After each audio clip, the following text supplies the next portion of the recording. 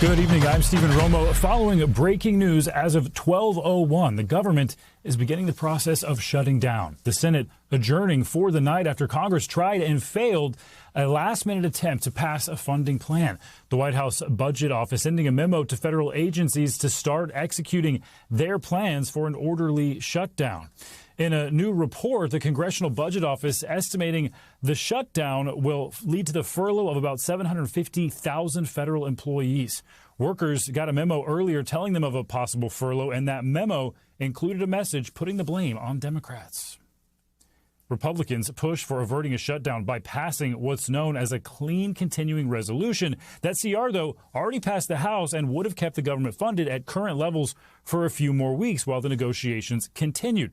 But Democrats say they are trying to prevent a looming health care crisis. They're calling for Medicaid cuts to be rolled back and for Obamacare subsidies to be extended. Both parties now pointing the finger of blame.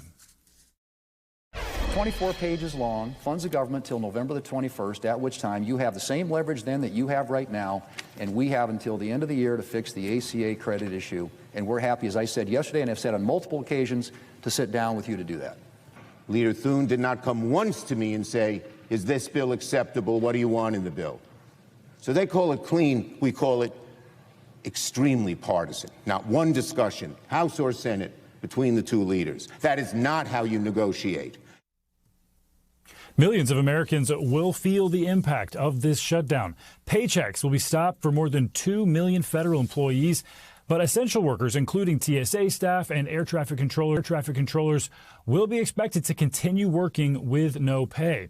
And there will also likely be pauses to public services, including access to public parks, as well as museums. The federal government is required to provide back pay once the government is funded again, but federal contractors are not compensated for that missed time. The last shutdown was during President Trump's first term. That shutdown lasted 34 days and was the longest in history. This time, President Trump is threatening to make cuts permanent. We can do things during the shutdown that are irreversible, that are bad for them and irreversible by them, like cutting vast numbers of people out, cutting things that they like, cutting programs that they like. Because of the shutdown, we can do things medically and other ways, including benefits. We can cut large numbers of people out. We don't want to do that, but we don't want fraud, waste, and abuse. And, we're cutting that. Not clear who's going to blink first. Now let's get to Capitol Hill correspondent Julie Sirkin for more on this. So, Julie, what happens now? Yeah, that's the million-dollar question. The government has officially shut down. My phone is blowing up with statements from Democrats and Republicans already trying to point the finger and play the blame game so that their side does not get blamed by the millions of Americans who will be impacted by the consequences of this shutdown. The first one, Stephen, since 2019. That was the longest shutdown in history. It happened under the president's first administration. It lasted 35 days. I mean, even if you're not a federal government employee and you think it's not going to impact you, by the way, the nonpartisan Congressional Budget Office estimating that nearly 1 million people could be furloughed, costing the government potentially $400 million. Even if you're not in that bucket or you don't know anybody who's a federal employee, you could still be impacted. That is because certain services will just cease. The clock struck midnight. That means infant and child formula, food assistance for women, flood insurance. The national parks will have some closures. If you're going to the airport, you have to give yourself more time because those TSA workers will be showing up, but they won't get a paycheck. Other services like social safety net benefit programs could also be delayed. So this has extremely real practical consequences, and it is exactly why in polling that we've seen all day long, both sides are going to be blamed by the American people. But what we go from here is that Republicans and Democrats need to come together to reopen the government. That's going to be even harder than potentially this back and forth that we've been seeing to keep the government open tonight. I caught up with House Speaker Johnson earlier tonight, as well as Leader Thune, in individual interviews pressing them on what happens next. Well, for Republicans, they're going to keep putting on the floor that clean funding extension mentioned their 7-week plan to essentially extend current funding levels. They're going to put that on the floor over and over again, trying to pick off Democrats. They already picked off 3 of them tonight to try and get at least 8 so they can join Republicans and reopen the government. As for Democrats, who I also spoke to, Leader Chuck Schumer saying he is dug in. Why? Because of health care provisions that he says could lapse, could hike up premiums on millions of Americans. The fight is now, and really this is all about the Democratic base and trying to appease the very voters that they will rely on to win back some ground that they lost in November, Stephen. And anytime we have a shutdown like this, Julie, it's that question of who will ultimately end up with the blame. We know there's tons of sound bites from Democrats that are being played there to try to show what they said the last time around when this happened. I do know the Senate is going to be back in session today. Is there any chance this could end quickly?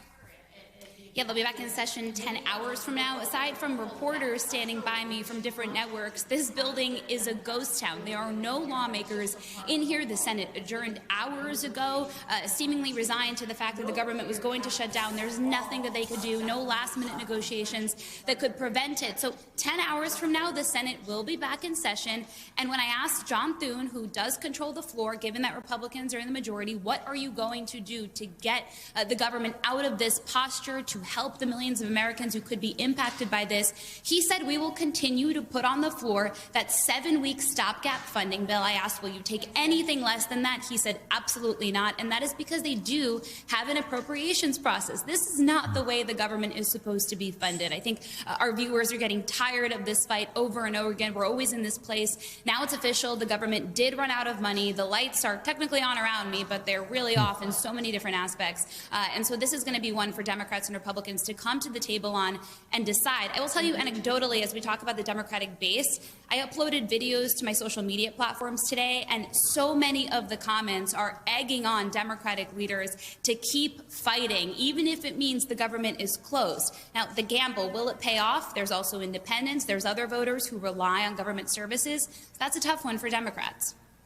Yeah, and how long people will actually put up with those inconveniences, those loss of services, the big question there. We do know, Julie, the president has talked about actually laying people off instead of the furloughs that we typically see for federal workers when we're in one of these shutdown situations. Do we know when that could actually start happening? I asked Leader Thune about that, too. He seemed to be wary of this. He said, hopefully all of this will be unnecessary. And look, there are some reporting. There, of course, are moves that we followed throughout the year where Republicans have made it pretty clear, President Trump made it clear that he doesn't necessarily mind if they reduce the size and scope of the federal workforce, if they reduce the size and scope of the federal government. So some Democratic sources that I spoke to say, well, they were going to do this anyway. They're just making it conveniently about the government funding fight. But in all reality, even when the government has laid off workers over the last couple of months, we've seen agency by agency ask those workers to come back, because it is very hard to operate the government as big as it is with a reduced workforce that even the president wants. He's doing this, of course, as a threat. They're playing hardball with Democrats. It didn't work, though, because that threat came out a couple of days ago, and so far, as we've seen, Democrats did not cave. But certainly this is something that is going to impact so many Americans. The Congressional Budget Office that we were talking about that predicted 750,000 employees would be furloughed, meaning working without pay, requiring back pay. There is a potentially different number of workers that could just lose their jobs. I got a memo, for example, from somebody at the Department of Justice. It said very vaguely that some departments within the DOJ even will cease to operate the longer this shutdown continues. So this has real implications for Americans, but the administration blaming Democrats squarely for all of it. And we've heard the president talk about using this as an opportunity to cut other services that he knows Democrats find important. Julie, take us back in time just briefly, if you can. The longest shutdown in history that happened under the first Trump administration, 34 days over that border wall funding. How were we able as a country to climb out of that shutdown? Well, Americans felt the pain, and they made that very clear to Democrats and Republicans. Remember the time that we were in 2019.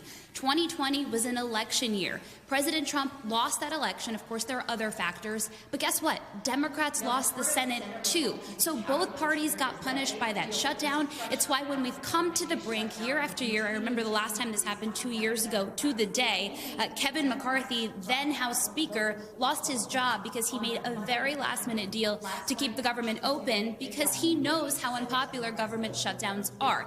Democrats are taking this major risk right now by trying to message to the American people not only on the health care provisions, but think about what Congress is supposed to do. Their most important job is to fund the government. Democrats and Republicans control the power of the purse strings. That 60-vote threshold that we always talk about is still relevant in the Senate, and so Republicans can't keep it open without Democrats. It will take both sides to compromise to get out of it. Stephen. All right, we'll see if and when that can happen. Julie Sirkin, thank you. And that concludes this NBC News special report. We'll have much more ahead on our streaming network, NBC News Now, online at NBCnews.com as well. I'm Stephen Romo. Thanks so much for watching. We thank you for watching. And remember, stay updated on breaking news and top stories on the NBC News app or watch live on our YouTube channel.